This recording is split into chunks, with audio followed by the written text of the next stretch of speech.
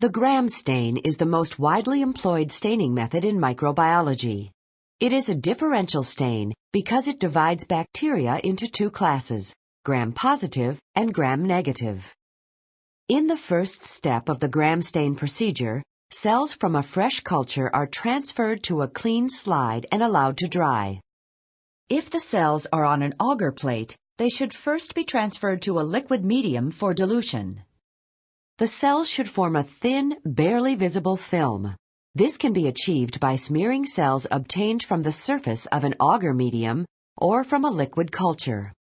Fresh cultures must be used because as cells age, they lose their ability to retain the stain. The cells are then fixed to the slide by passing slightly above the flame of a Bunsen burner. After passing above the flame, the slide should feel warm when touched to the back of the hand, but should not be too hot. The fixed cells are then stained with the basic dye, crystal violet, for 30 to 40 seconds. The slide is then rinsed with water to remove excess stain. At this point, all cells appear purple under the microscope. Next, a solution of Gram's iodine is added and retained on the slide for about 1 minute. The iodine combines with the crystal violet to form a di-iodine complex, thereby decreasing its solubility within the cell.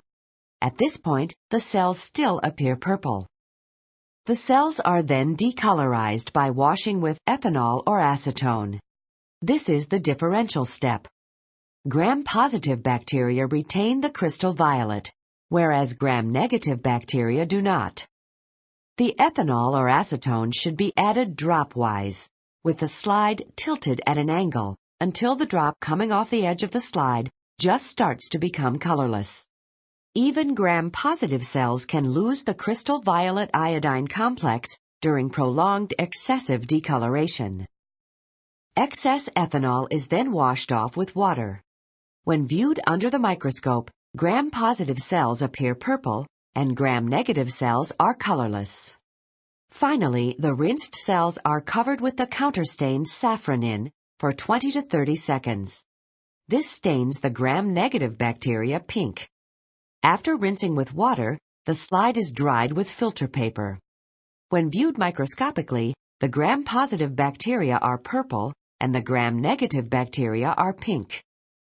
Generally, the Gram stain correlates with the cell wall structure among the bacteria.